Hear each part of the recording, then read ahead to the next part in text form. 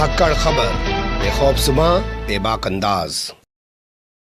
धाकड़ खबर के news room से मैं आपके साथ हूं अकरम रईस खान। उत्तर प्रदेश के आजमगढ़ से एक तस्वीर आ रही है जो बहुत ही दिल दहला देने वाली तस्वीर है। किसान अपनी फसल को बच्चे की तरह पालता है, जब उसके सामने उस फसल को बुलडोजर से रौंद दिया जाता है और वो विरोध करता है तो उस पर लाठीचार्ज कर दिया जाता है। दौड़ा दौड़ा कर किसानों को पीटा जाता है, मारा जाता है, उनको वहां से भगा दिया जाता है और गेहूं और सरसों की फसल को पूरी तरह से बुलडोजर के जरिए पुलिस और प्रशासन के अधिकारी रौंद डालते हैं। क्या कहलाती है आजमगढ़ से तस्वीर, और क्या पहली बार आ रही है उत्तर प्रदेश से तस्वीर? मुझे लगता है ये तस्वीर से आपको रूबरू कराया जाए, ये बताना ज्यादा बेहतर होगा कि भारतीय जनता पार्टी के नेता किसानों को लेकर किस तरीके की भाषा का प्रयोग करते हैं।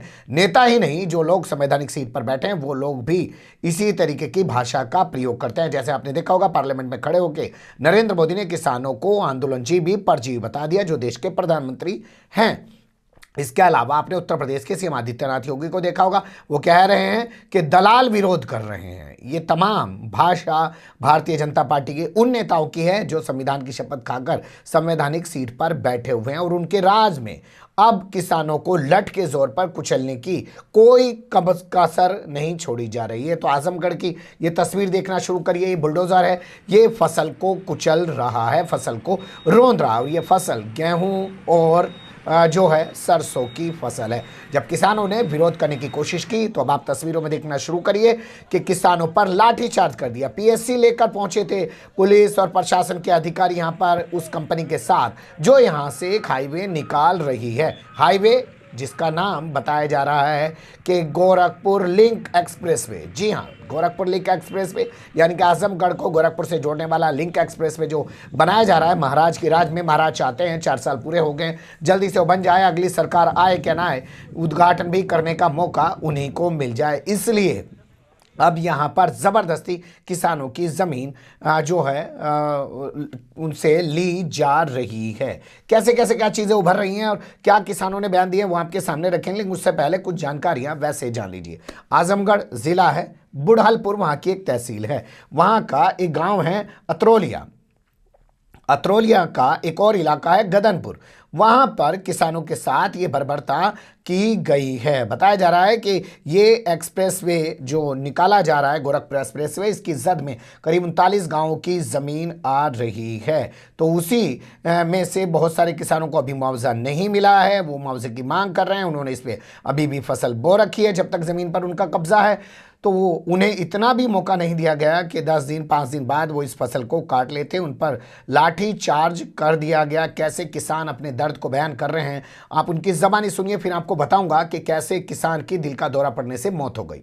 क्या समस्या है? सब हमारा समस्या है, सब हमारा जो है जो शीश लेने जा रही है उसमें सब हमारा खाली 12 बिस्सा जा ही रहा है, उसमें सब हमारा सब लोग ढेर ले रहे हैं। लोग लगभग कितना ले रहे हैं? हमारा कम से कम साहब जा रहा है 8-9 बिस्सा फादिल जा रहा है ले रहे हैं। सर हमारे यहाँ सीआरओ साहब बताए थे कि जब तक आप लोग फसलों का भुगतान नहीं हो जाता, मुआवजा आ नहीं जाता खाते में, तब तक हम अतिक्रमण नहीं करेंगे। अभी फसल हमारी हरी भरी है, कटी भी नहीं है। और ये लोग बिना बताए ही हम लोग सिर्फ शांतिपूर्वक गए थे प्रशासन से बात करने, और ये लोग ज़बरदस्ती अधिकारी लोग पीछे होकर पुलिस प्रशासन को आगे करके ज़बरदस्ती लाठीचार्ज करवाए हैं। कितने लोगों का सर फूटा है। मेरा नाम पवन यादव है। हम लोग वहाँ पर खड़े थे, ना किसी से बात हुई। पीएससी वाले आए, चढ़ाटी आया, उसके बाद लाठी बरसाने शुरू कर दी। न किसी की बात सुनी, मारते चले गए। हम कुछ लोगों का पार फूट गया, हाथ पैर में घा लग गए। हमारी किसानों की 2-3 मांगे थी। एक मांग ये थी कि जो बजट हुआ था पिछली बार, किसी का कम है, ले रहे हैं ज़्यादा, ये मांग थी कि उसको गजट करा दें। दूसरी मांग थी कि हमारा जो पैसा है वो पैसा दे दें, तब हमारे फसल को नष्ट करें या कब्जा करें। तीसरी मांग थी कि कुछ फसलें जैसे सरसों थी 2 दिन में, 5 दिन में, 1 हफ्ता में हो जाती, जो कि देश हित की बात है। उसको कहा गया, यही मांग लेकर के किसान गए थे कि हमारा पैसा दिलवा दीजिए, जो ज़मीनें नहीं गजट हुई उनको गजट करा दीजिए, और जो फसलें 1 हफ्ते के अंदर हो सकती हैं उसको छोड़ दीजिए, हम काट लेंगे। इसी पर पुलिस वाले, शासन प्रशासन के लोग किसानों को दौड़ा दौड़ा कर बुरी तरह मारे। सुन लिया आपने, ये तमाम किसान अपनी रुदाद सुना रहे हैं, लेकिन सुनने वाला कोई नहीं है, ना भोंपू मीडिया ना उसके दलाल चटकार दंगाई पत्रकार, और अब तो किसी को कोई फर्क नहीं पड़ता, क्योंकि मंत्री बीजेपी का जो हरियाणा से है जेपी दलाल, वो बोल ही चुका है कि घर में बैठे हो तब भी मरते, अगर धरने पर बैठ के 100-200 मर गए तो क्या फर्क पड़ रहा है, करोड़ों की आबादी भारत के, इतने लोग तो मरते ही रहते हैं। अब वो तस्वीर देख लीजिए जो मिर्ज़ापुर से आ रही है। ये तस्वीर हफ्ते भर पहले भी हमने आपके सामने रखी थी, लेकिन इस खबर के साथ जोड़ के इस तस्वीर को देखना ज़्यादा बेहतर होगा।